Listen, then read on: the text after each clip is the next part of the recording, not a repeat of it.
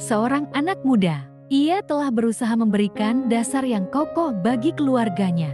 Namun ia menemukan kekosongan di dasar sanubarinya. Ia dilanda kecemasan dan kehilangan arah hidup. Semakin hari situasinya semakin parah. Ia memutuskan untuk pergi ke dokter sebelum menjadi amat terlambat.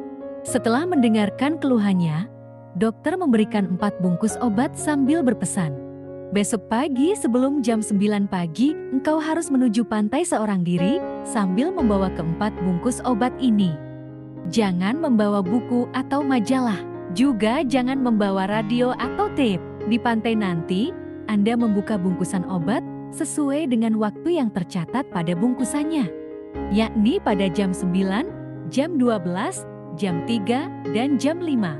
Dengan mengikuti resep yang ada di dalamnya, aku yakin penyakitmu akan sembuh."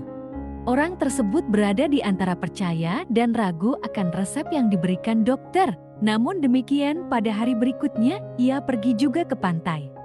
Begitu tiba di pesisir pantai di pagi hari, sementara matahari pagi mulai muncul di ufuk timur dan laut biru memantulkan kembali sinarnya yang merah keemasan itu.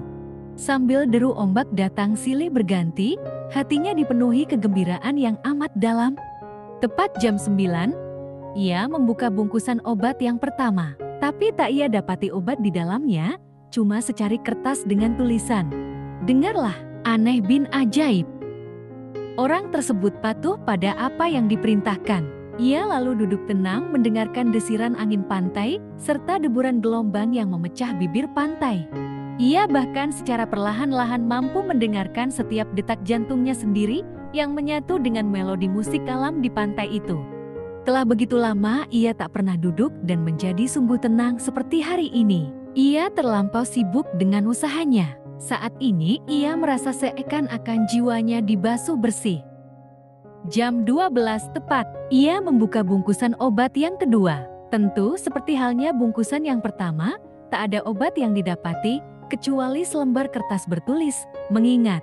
Ia beralih dari mendengarkan musik pantai yang indah dan nyaman itu, dan perlahan-lahan mengingat setiap jejak langkahnya sendiri sejak kanak-kanak. Ia mengingat masa-masa sekolahnya dulu, mengingat kedua orang tuanya yang senantiasa memancarkan kasih di wajah mereka. Ia juga mengingat semua teman yang ia cintai, dan tentu juga mencintainya. Ia merasakan ada segumpal kekuatan dan kehangatan hidup memancar dari dasar batinnya. Ketika ia membuka bungkusan ketiga saat waktu menunjukkan jam 3 tepat, ia menemukan secarai kertas dengan tulisan, "Menimbang dan menilai motivasi." Ia memejamkan mata, memusatkan perhatiannya untuk menilai kembali niat pertama ketika ia membangun usahanya. Saat itu, yang menjadi inspirasi utama ia membuka usahanya adalah secara gigih bekerja untuk melayani kebutuhan sesamanya. Namun, ketika usahanya kini telah memperoleh bentuknya, ia lupa hal ini dan hanya berpikir tentang keuntungan yang bakal diperoleh. Keuntungan kini menjadi penguasa dirinya. Ia telah berubah menjadi manusia yang egoistis serta lupa memperhatikan nasib orang lain. Ia kini seakan telah mampu melihat akar penyakitnya sendiri.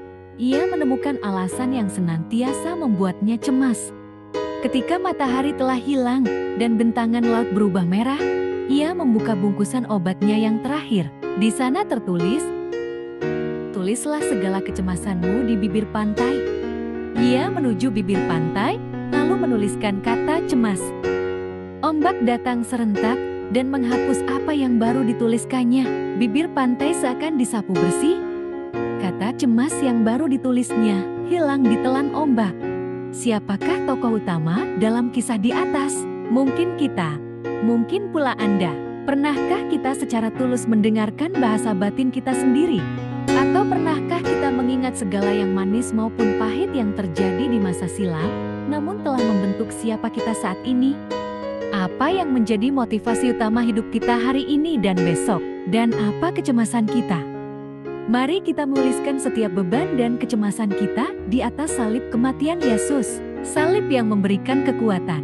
Sebab ia sendiri pernah berkata, "Marilah kepadaku, semua yang letih lesu dan berbeban berat, aku akan memberi kelegaan kepadamu." Matius 11 ayat 28.